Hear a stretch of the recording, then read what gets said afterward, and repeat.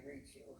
Oh, you did? I did. I tried actually several different times. Really? And I was always told you weren't available or you weren't allowed to speak to me. No Men in Black? Eh? No Men in Black? Oh, none of those.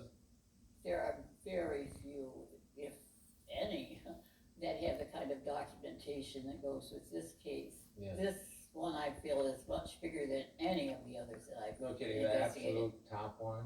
I would think so. There's a lot of gaps I'd like to see filled up. I'm really interested in this couple you were talking about that had a vantage point from Lake Michigan around the time when I was seeing on radar. This was one of the most unusual things I've ever heard. March 8th of Okay. 94, young couple that were camping out that night, a nice cold night right on the lake after midnight. The wife woke up. There was a tall tower of water.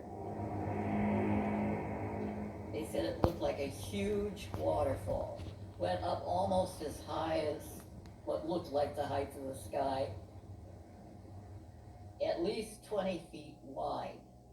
Okay. It was lit behind and from above. And they're looking off towards the Chicago area, towards the southwest. They both were so frightened, they grabbed a couple of quick things that were laying with them and they ran up the stairs as fast as they could go. So what you're telling me completely correlates with what I saw on radar from, say, 11 o'clock through well after midnight. I was watching them till 2 in the morning on radar in the same place. I had them at 6,000 feet at that point, so it must have been a pretty tall waterfall then. That's incredible.